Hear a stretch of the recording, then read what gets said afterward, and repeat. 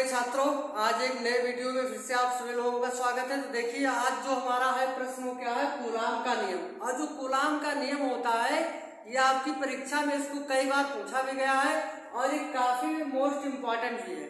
यहाँ मैंने क्या लिखा है, वेरी मोस्ट इम्पॉर्टेंट।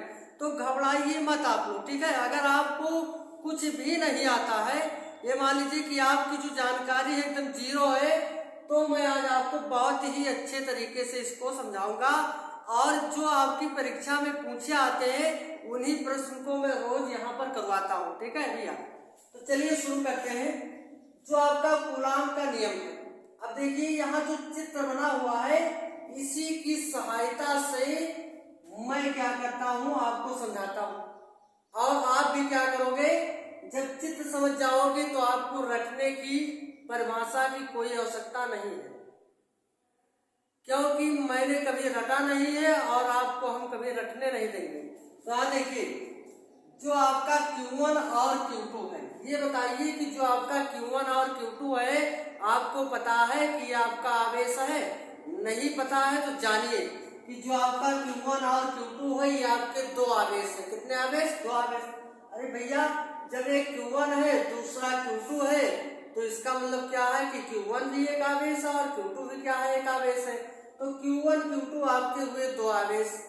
जो आप देख रहे हो ये और यहाँ पर B देख रहे हो, ए भी आपके कोई बिंदु है, ए भी आपका बिंदु है। देखिए, जो A है और B है, ए बी बिंदुओं पर Q1 और Q2 आवेश को क्या किया गया है, उपस्थित किया गया है।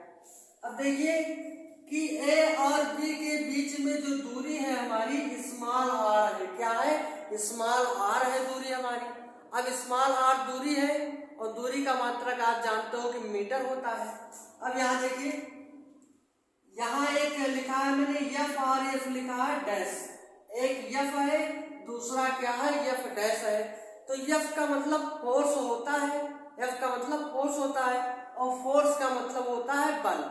क्या होता है? बल होता है। तो देखिए, अगर बात की जाए कि बल क्या होता है तो आप जानते हो कि किसी भी वस्तु पर हम बल लगा करके उसके आकार आकृति में परिवर्तन कर सकते हैं। जैसे मार्कर है हमारे पास, अगर इसको हम तोड़ना चाहे तो तुरंत टूट जाएगा, लेकिन कैसे टूटेगा?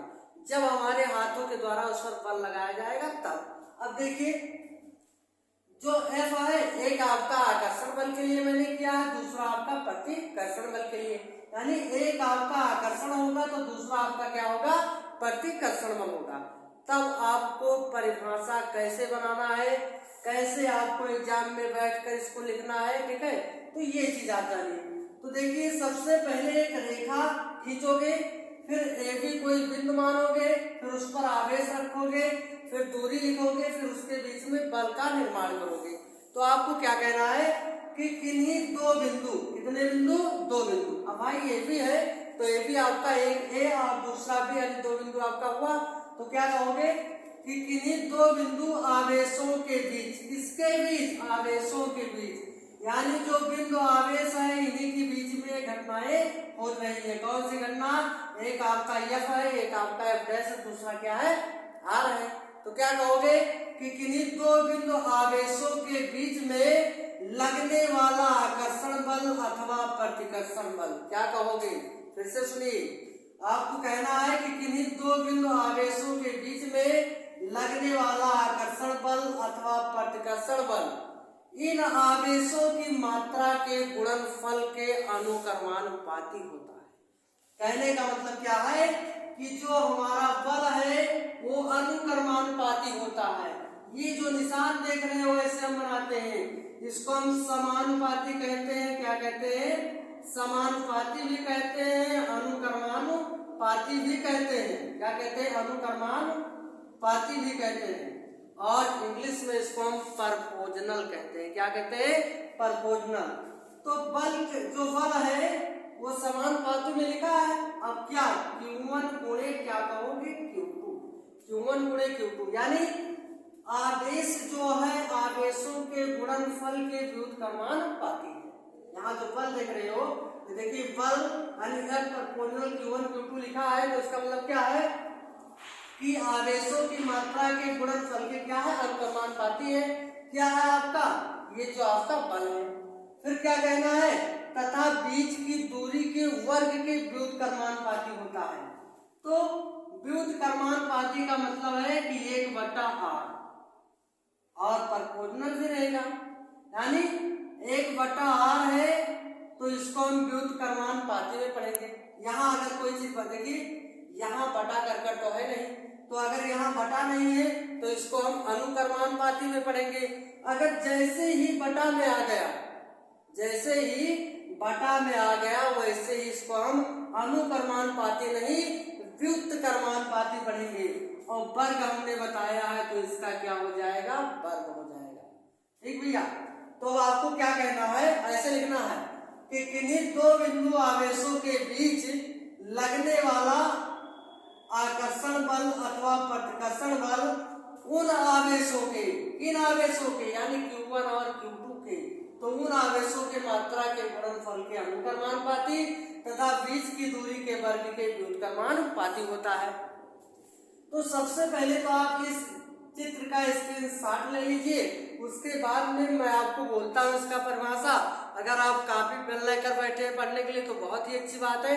तो चलिए एक लाइन बोल देता हूँ, आप लिख लीजिएगा।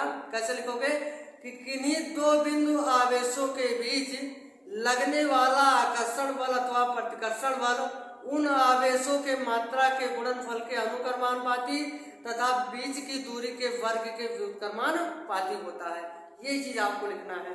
अब देखिए यहाँ पर मैं आपको समझाता हूँ।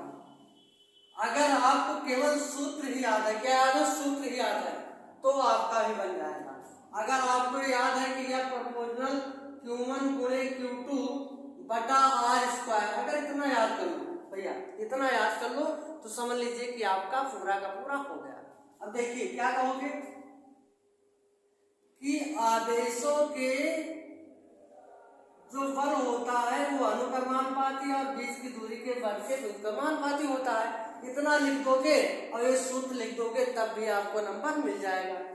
अच्छा आप देखिए, जब इस समानुपाती को हटाते हैं तो क्या करते हैं, सबसे पहले बराबर लगाते हैं। जब कभी भी आप इसको हटाओगे तो बराबर जरूर लगाओगे, बराबर जरूर लगाओगे। अब इसके स्थान पर एक कोई कांस्टेंट आ जाएगा जिसको हम नियतांक कहते हैं, और क्या हो जाएगा Q1 गुणे Q2 बटा r²। अगर परीक्षा में इतना लिख देते हो तो आपका ये पूरा हो जाता है। और बल का मात्रक क्या होता है, न्यूटन होता है। क्या होता है भैया, न्यूटन होता है। अब देखिए ये जो K है आपका, ये क्या है, अनुक्रमानुपाती नियतांक है, समानुपाती नियतांक है। तो लिख सकते हो कि जहाँ के समानुपाती नियतांक होता है, क्या होता है, समानुपाती नियतांक होता है, समानुपाती नियतांक होता है। अब आपको पढ़ाया गया होगा कि जो K का मान होता है, K की पूरी वैल्यू होती है, उसके बराबर क्या होता है 1/4πε0। क्या होता है 1/4πε0। तो आप ऐसे भी लिख सकते हो, यह बराबर K के जगह पर क्या लिखोगे 1/4πε0 और Q1 गुणे Q2 बटा क्या लिखोगे r²। ये भी आपका हो गया। अच्छा जब आप सवाल लगाते हो, क्या लगाते हो सवाल, तब देखिए तो जो आपका यहाँ देखिए भैया कि जो 1/4πε0 होता है ये 9 गुणे 10⁹ के क्या होता है, बराबर होता है। तो इसको ऐसा भी लिख सकते हो, इसके स्थान पर कितना लिखोगे 9 गुणे 10⁹ और Q1 Q2 बटा क्या r², ऐसा भी लिख सकते हो। ठीक है, ये सब आपके सूत्र ही हैं और यही अगर इतना याद है तो सब कुछ हो जाएगा। तो मिलते हैं अगले वीडियो में। अगर आपको अच्छा लगा हो तो चैनल को सब्सक्राइब जरूर कीजिएगा और दोस्तों में शेयर करना ना भूलिए भैया। आप देख सकते हो कि इतनी गर्म होने के बाद, इतनी धूप होने के बाद पसीना सबसे निकल रहा है, तो एक बार इसको शेयर जरूर कीजिएगा।